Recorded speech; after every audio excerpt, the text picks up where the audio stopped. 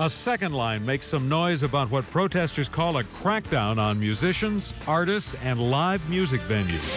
The NFL draft begins. We're live from Saints headquarters with the latest on the picks in the first round and analysis of what it all means from Jim Henderson. This morning's clouds have left us, but not for long. Return flow setting up. Your weekend weather authority forecast is coming up. And Dave McNamara ventures to a little store in Grand Chenier to discover why it's generating crazy buzz online. Fox 8 News at 9 starts right now. From Louisiana's home team, this is Fox 8 News at 9 p.m. All right, an area long known for its live music becomes the latest battleground in a dispute over noise. Some musicians and residents in the Marigny complain about what they describe as a select few trying to shut them up. Carolyn Schofield has more on tonight's New Orleans-style protest. Moment of silence starts now! Marching silently past Mimi's in the Marigny, organizers of this second line hope their message is loud and clear. We are the city of jazz, we are the city of music, and we're treating our musicians like complete garbage, and it needs to stop. A group of artists, musicians, and residents put together this second line to show their support for music in neighborhoods like the Marigny, Bywater, and St. Roch. Mimi's in particular has seen a number of complaints against it in recent years.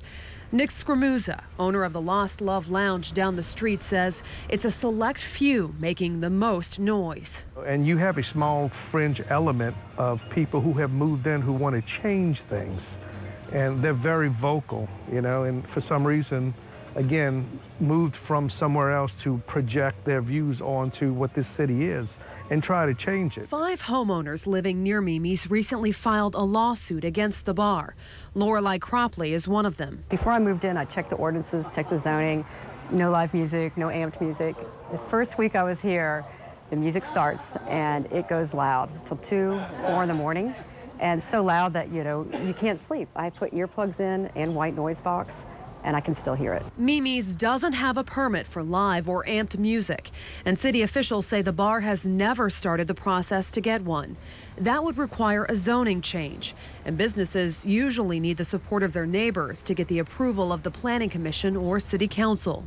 A city spokesperson says other bars along St. Claude have successfully gotten permits for live music, but no one's allowed to exceed sound levels established by city code. Alex Fleming thinks the places he loves are being unfairly punished and says he won't stop until he's heard. This is one of the few cities where you are allowed to dance in the street.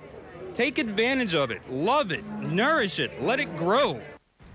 Now, in September of last year, Kermit Ruffins and other area musicians complained the city was suddenly cracking down on venues that had been hosting live music for years. A city spokesperson says that was nothing new. The same thing happened in 2006. And that spokesperson says businesses have to comply with their permits. Back to you. All right, thanks a lot, Carolyn.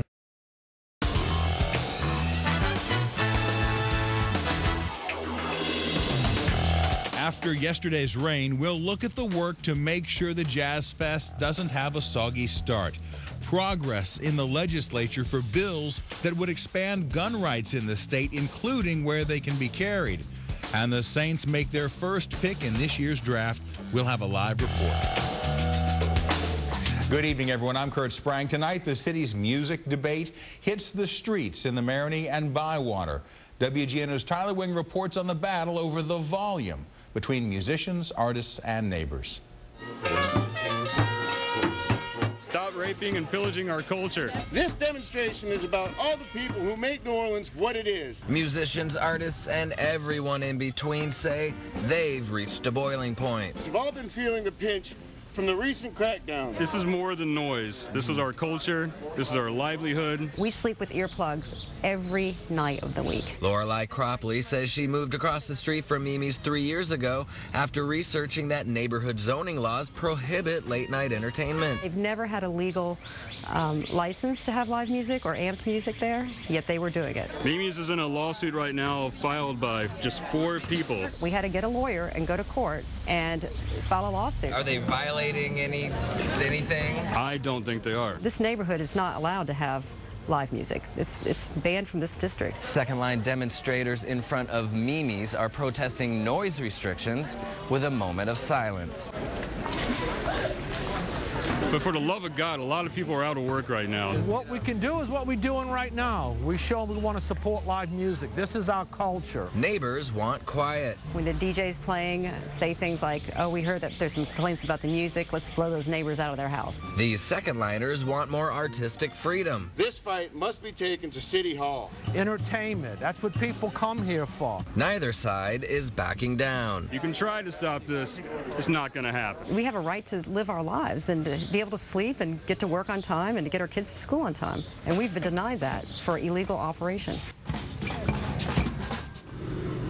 Now the second line eventually ended down at Washington Square, where we can still hear them demonstrating. Meantime, the lawsuit against Mimi's Cafe, Kurt, was filed only 1 week ago. We're live in the Marigny. Tyler Wing, WGNO News. All right, thank you, Tyler.